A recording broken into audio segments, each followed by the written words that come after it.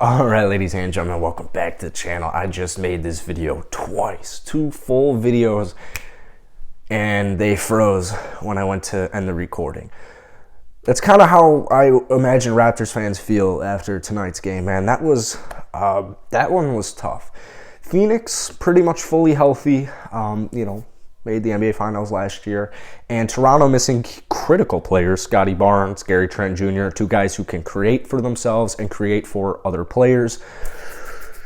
Had the lead going into the fourth quarter, man, and quick rant before we go any further into this video. I hate how strategically smart it is for when an opposing team, especially when they have zero timeouts like the Raptors did tonight, to just, if you're up three, just foul. Just foul. And it's so frustrating how that works and how that's like an actual strategic move that, most teams should deploy, and it just sucks because that's not fun basketball whatsoever. But anyways, guys, welcome back to the channel. If you are new here, be sure to hit that subscribe button. We're still trying to hit 10,000 subscribers. As always, hit that like button, hit that comment button, drop some opinions. Raptors Nation, I would not be here without you guys, so I appreciate you guys so much. And I just need to make more Raptors videos. We're at like 3 a week right now. I want to get to like 5, 6, maybe even 7. This team is just so damn fun to watch, especially when they're healthy, man. This is one of the most fun, exciting teams, one of the most fun, exciting futures in the NBA as well.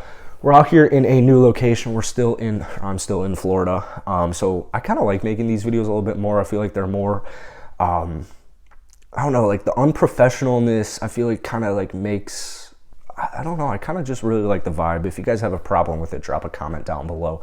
Tonight, like I said, man, you're without Scotty Barnes, you're without Gary Trent Jr., and offensively, first off, the Raptors shot like 40.4% from the field, 21.6% from downtown, 14 turnovers, and then 60% from the free throw line, which that one really, really, really stings because they're a good free throw team for the most part. What sucks is with all the adversity the Raptors have right now, missing 2 starters, no fans at home, having the lead going into the fourth, this loss definitely stings. But I think, Raptors fans, you just kind of got to have that. You got to look at the broader scheme, right? If it's a Bitcoin chart, zoom out, just zoom out, because the future is so freaking bright. The future is even bright or the present's even bright right now as far as playoff run. This team should easily make the playoffs. Even when they have injuries, they find ways to win basketball games, and it's mainly due to their defense. They just, shout out Masai, big and long, mainly long. This Raptors team is mainly long. My wingspan isn't very long whatsoever, but I wouldn't make the Raptors anyways. They're just a long team, man, and they're going to be in every basketball game. It's very similar to like the Cleveland Cavaliers or just any strong defensive team in the NBA. But what sets the Raptors apart so much is that their bench just straight up sucks, man. If we're being real here, their bench sucks. Shout out Chris Boucher tonight because he finished with 13 points and 16 rebounds, but considering how short-handed they were right now, you had to have Yuta Watanabe get the start. He did not have a good game whatsoever, 0 points. Pretty much unexcusable, but, we all love Yuta Watanabe. He'll figure it out, man. He'll figure it out. But, like, Svi Mykhailiuk, he started well for the Raptors, has been pretty ass ever since, like, the first maybe month, if we're being generous here. But even just thinking long-term future, like off the bench, like you have guys like Delano Banton, Justin Champagnie. These guys are very promising basketball players, So tonight, what I enjoyed seeing, first off, obviously, Freddie, good game, and then Pascal, good game. Obviously, neither of them really shot the ball well. The whole Raptors team just didn't shoot well. Freddie had a good, solid game. Pascal, I love seeing that 7 assist number, man. This guy is such an underrated passer. It is unbelievable. So many casual, not even Raptors fans, wanted the Raps to trade this man. Like 2 games when he came back from injury this season, and he threw up not even duds, but like the Raptors just weren't clicking because first off they had so many injuries, and also you have a starter coming into the rotation. It's going to take some time to get that chemistry back to normal.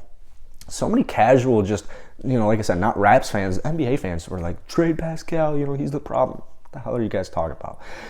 Freddie, Pascal, both those cats are studs. OG Anunoby, I love what I saw from him tonight. Free throws, 3 of 6 from the free throw line. That obviously is definitely going to sting him, but he'll figure that one out. it's just ever since OG's come back, it's been kind of inconsistent, and it makes a ton of sense. And so you just know, you love seeing games like this. OG 25 points, 25 points. When he wasn't shooting threes, this man was Mr. Efficiency. I think when the season's over, the Raptors, they're just going to be clicking on all levels, man. I just really think they're going to be clicking on all levels. Excuse me, jeez. I don't know what's going to go on with this bench. I don't know what's going to go on with trading Goran Dragic.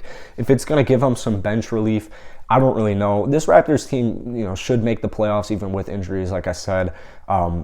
But it's just everything's trending in the right direction for him. Everything's trending in the right direction for him. So I don't want to take up too much of your guys' time, but like I said, that ending really sucked, man. When you have, basically what happened is the Raptors had the lead for most of the fourth quarter, and late in the game with like 20 seconds or so left, the Raps were out of timeouts, and the Suns were up 3. So basically, like, Khem Birch got the ball, they fouled him immediately. Khem Birch made 2 actually really clutch free throws, and I wouldn't consider him like a sharpshooter from the free throw line, but he showed up clutch. And it's the little things like that, like Khem Birch making 2 big free throws towards the end of a game in the last couple of seconds. Like, those are just things, those are the little things that like pay off dividends once you come into the playoffs, because he's a young player too. Khem Birch is a young player. So the ending sucks, man. I hate that it's like a strategic move to just foul, like, especially if it's 2K where free throws are a joke. If you're playing on like pro, like, it